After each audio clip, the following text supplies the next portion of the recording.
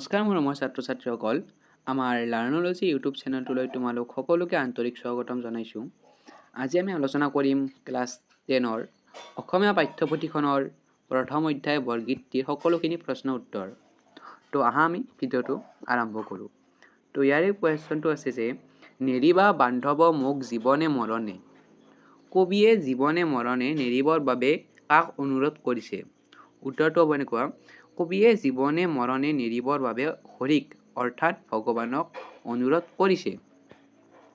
সনক সনন্দ যোগী যাহাকো ধ্যায়, সনক সনন্দ আদি যোগীসকলে কাক ধ্যান কৰে বুলি কবিয়ে কৈছে? তো উত্তৰ লিখিবা, সনক সনন্দ আদি যোগীসকলে ভগৱান শ্ৰীকৃষ্ণক ধ্যান কৰে বুলি কৈছে। কবি কিহত আতুৰ হোৱা বুলি কৈছে? উত্তৰ লিখিবা, কবি সাংসাৰিক দুখত আতুৰ হোৱা বুলি কৈছে। বৰগীতটি কোনে ৰচনা কৰা? বৰগীতটি শ্ৰী শ্ৰী মাধৱদেৱে ৰচনা কৰা। বৰগীতটি কি ৰাগত বন্ধা আছে? উত্তৰটো লিখিবা, বৰগীতটি বসন্ত ৰাগত বন্ধা আছে। কবিয়ে বান্ধৱ বুলি কাক সম্বোধন কৰিছে? উত্তৰটো লিখিবা, কবিয়ে বান্ধৱ বুলি হৰিক সম্বোধন কৰিছে। মৌপাশ মানে কি? মৌপাশ মানে হৈছে মায়াৰ বান্ধোন। নম্বৰ কুৱেশ্যনটো হ'ব, বৰগীতটিৰ মূল ভাৱ লিখা।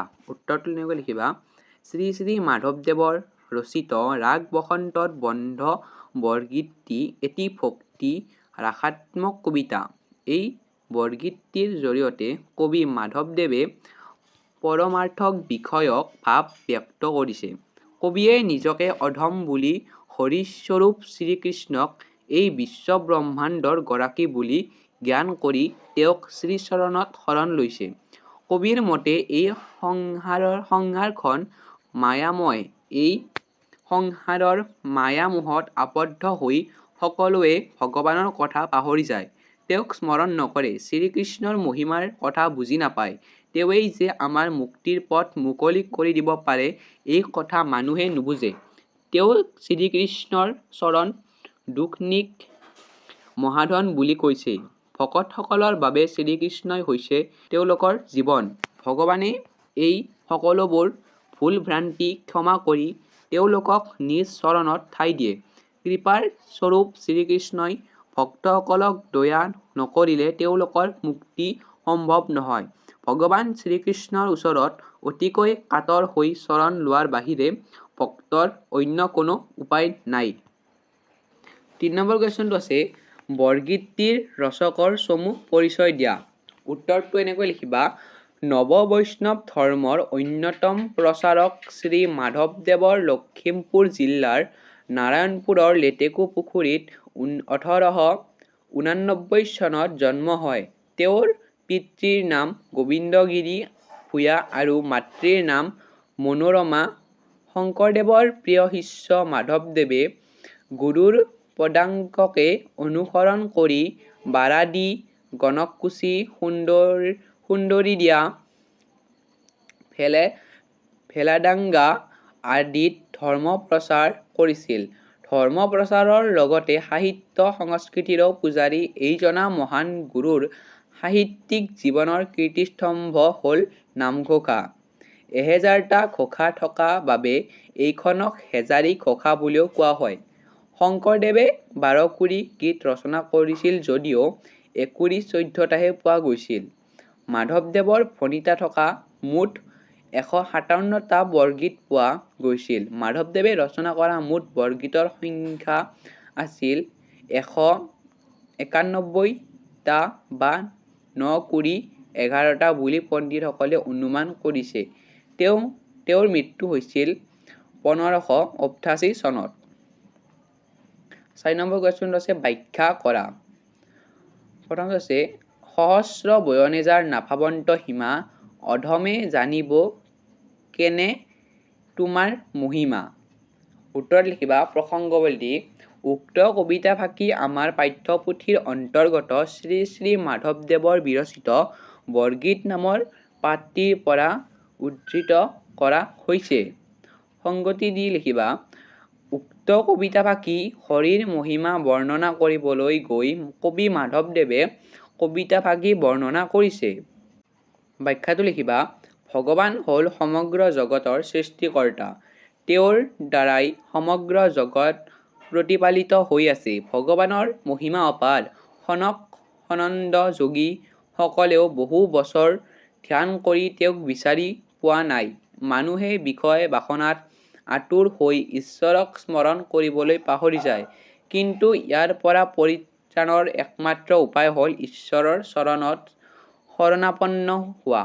কিয়নো হৰিৰ চৰণ যুগল হ'লে সকলোৰে মহাধন। শ্ৰীহৰি হ'ল ভকতৰ জীৱনস্বৰূপ। সেয়েহে মুক্তিৰ বাবে শ্ৰীহৰিৰ ওচৰত কাতৰ হৈ শৰণ লোৱাৰ বাহিৰে আন কোনো উপায় নাই। সেয়ে এইজনা পৰম পুৰুষ হৰিৰ ওচৰত নিজকে দাসৰো দাস হিচাপে তুচ্ছভাৱে ঈশ্বৰৰ চৰণত সমৰ্পণ কৰিবলৈ কবিয়ে উপদেশ দিছে। খ নম্বৰটো আছে আতুৰ ভৈলহি হৰি বিষয় বিকলে কৰিয় উদ্ধাৰ মোক চৰণ কমলে। উত্তৰটোত প্ৰসংগাৱলী দি লিখিবা উক্ত কবিতাফাঁকি আমাৰ পাঠ্যপুথিৰ অন্তৰ্গত শ্ৰী শ্ৰী মাধৱদেৱৰ বিৰচিত বৰগীত নামৰ পাঠটিৰ পৰা উদ্ধৃত কৰা হৈছে। সংগতি লিখিবা উক্ত কথাফাঁকিৰ জৰিয়তে কবিয়ে সাংসাৰিক বিষয় বাসনাৰ পৰা উদ্ধাৰ পাবলৈ শ্ৰীকৃষ্ণক কাতৰভাৱে অনুৰোধ কৰিছে। ব্যাখ্যাৱলী লিখিবা কবিৰ মতে এই সংসাৰখন মায়াজালেৰে ভৰা। এই সংসাৰৰ মায়ামোহত আবদ্ধ হৈ সকলোৱে ভগৱানৰ কথা পাহৰি যায়।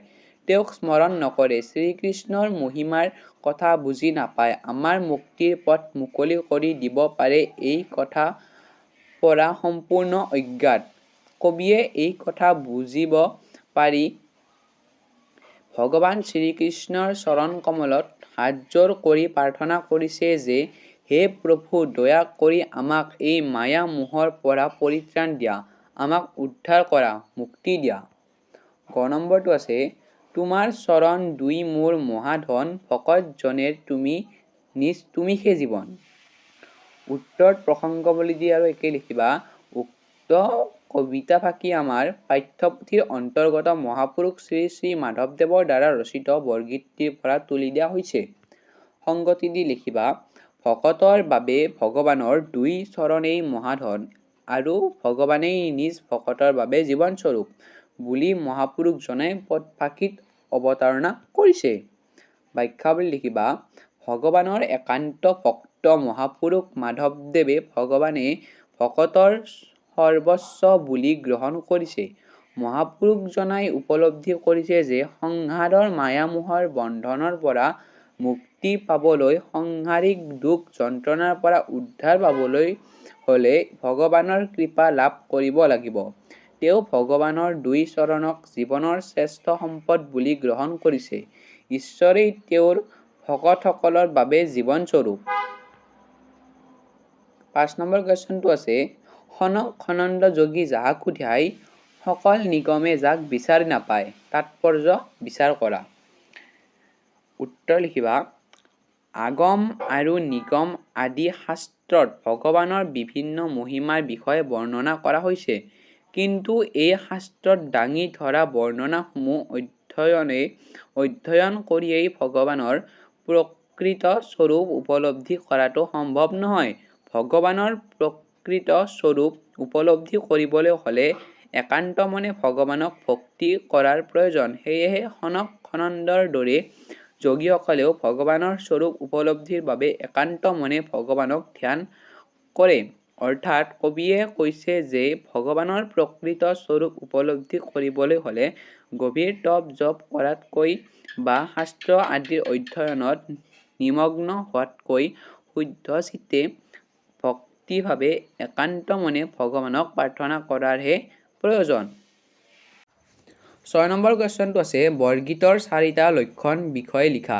উত্তৰত লিখিবা বৰগীতৰ চাৰিটা লক্ষণ হ'ল ক বৰগীতসমূহ হ'ল শাস্ত্ৰীয় ৰাগ তালযুক্ত গীত। খ নম্বৰটো লিখিবা বৰগীতসমূহৰ ৰচনাশৈলী ব্ৰজাৱলী ভাষাৰ। গ নম্বৰটো লিখিবা বৰগীতসমূহ ১৪ প্ৰসংগৰ অন্তৰ্গত। ঘটো লিখিবা বৰগীতসমূহ হ'ল ভক্তিমূলক তথা ঈশ্বৰৰ মহাত্মা প্ৰকাশক গীত। তো আজিলৈ ভিডিঅ'টোত ইমানেই আছিল। যদি তোমালোকে ভিডিঅ'টো চাই ভাল পালা তেনেহ'লে এটা কৈ লাইক, আৰু যিসকলে চেনেলটোত নতুনকৈ ভিজিট কৰিছা তেওঁলোকে যেন প্লিজ চেনেলটো ছাবস্ক্ৰাইব কৰি কাষতে থকা বেল আইকনটো প্ৰেছ কৰি দিয়ে।